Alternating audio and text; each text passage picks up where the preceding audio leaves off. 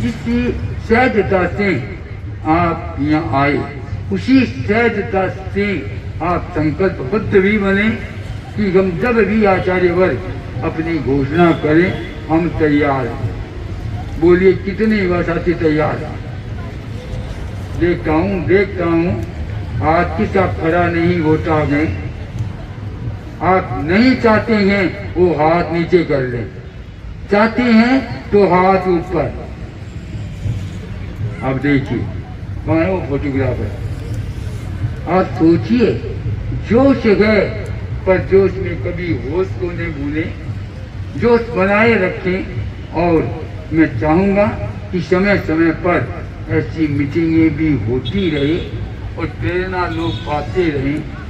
आज मुझे प्रसन्नता है कि कुछ दिन पहले हमने चर्चा की, जब हमने पहले ट्राई सिटी का बनाया युवा सम्मेलन, फिर चंडीगढ़ का युवा सम्मेलन बनाया और फिर तय किया पूरे पंजाब का युवा सम्मेलन।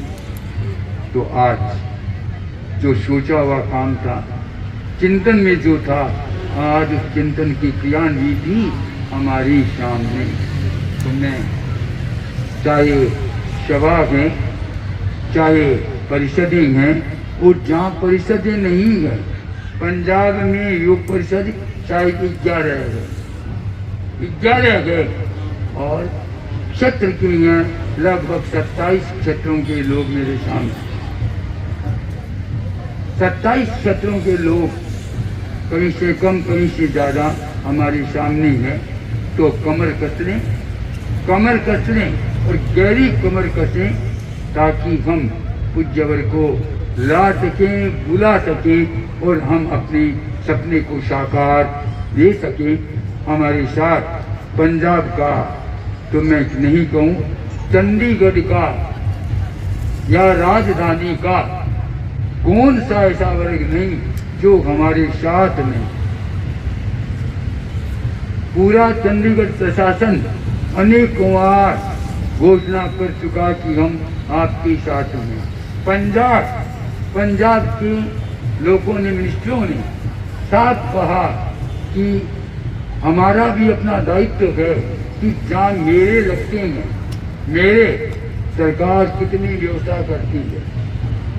यह तो मैं मानता हूँ हमारे समाज की कमी है कि हम समाज सहयोग नहीं लेते सरकार का।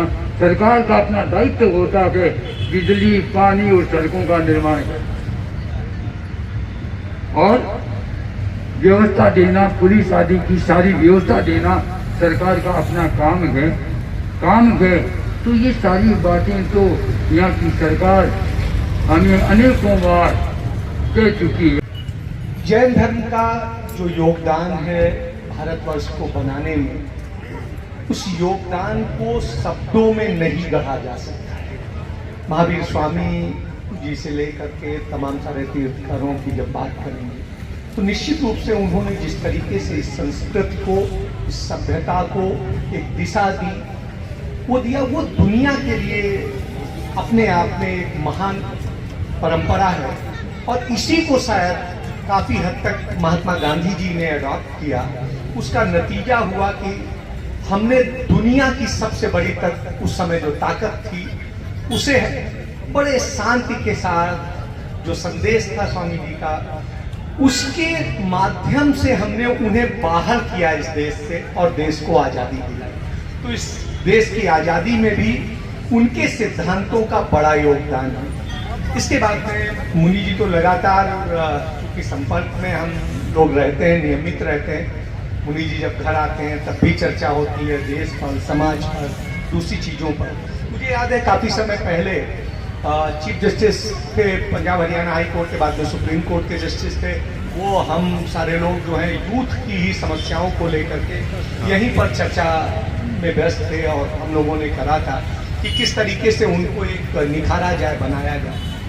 तो जिस तरह का चिंतन होता है कि आने वाले युवाओं का भविष्य कैसे बेहतर बनाया जाए, कैसे समाज को बेहतर बनाया जाए, कैसे जैन समाज उसमें अपना एक महान योगदान दे सके, इन सब चीज़ों के लिए मुनि जी सदैव चिंतित रहते हैं और उसके लिए व्यथित भी होते हैं। और उनके इस महान कार्य को तो मैं चूँकि निजी तौर पे अनुभव करता हूँ, इसलिए मैं जानता हूँ कि उसको सामान्य शब्दों में नहीं बयां किया जा सकता है, तो वक्त चूँकि सारे लोगों को है बोलना है।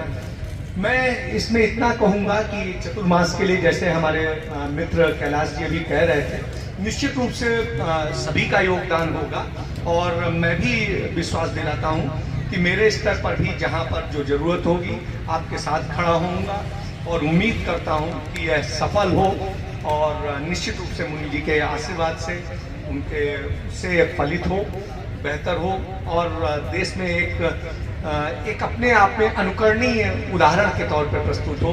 तो मैं तो यही कहा करता हूँ कि मुनि जो है ना, ये तो सारे एक बहुत बड़ी किताब है, इनको ही देख लो, इनके जीवन को देख लो, पैदल भी चलना और कुछ मन में बात निश्चित से मैं बात कर रहा कल, मैं कहा इनका जीवन देखो क्या हमारा जो भी चीज़ करता है मन वो लेते हैं, ये इन्होंने मन को मारा हुआ। इससे बड़ा किस जीवन में मुझे बताइए कि क्या किसकी इच्छा नहीं होती, हर एक कुछ इन्होंने इच्छा का दमन कर रखा। तो मैं कहा यही धरती पर क्या है, नर से नारायण आदमी बन सकता है या नर से नरक में भी जा सकता है। जो हम कई बार उल्ट पुलट कार्य करते हैं वो हम नरक में जाते हैं और मुनि जी आज नर से नारायण बने। तो मेरा तो यही, मैं ज़्यादा शब्द ना आपको कहता हुआ तो मैं तो यही कहूँगा कि इनसे हमें और कुछ नहीं, सिर्फ एक बार नक्शा मन में खींच लो और हमारे जीवन में ये इतनी चीज़ें आदमी को हो जाएगी कि भाई मैं भी तो किसी बात पर तो रहूँ तो contentment is the best part. तो ये चीज़ है, मैं तो इतनी, इससे ज़्यादा तो मैं क्या कहूँगा। तो मैं आपका बहुत बहुत आभारी हूँ कि आपने मुझे मौका दिया। शून्य शून्य जिंदगी की राह है, भटके भटके हर कदम निगाह है, राह को संवार दो, निगाह को निखार दो।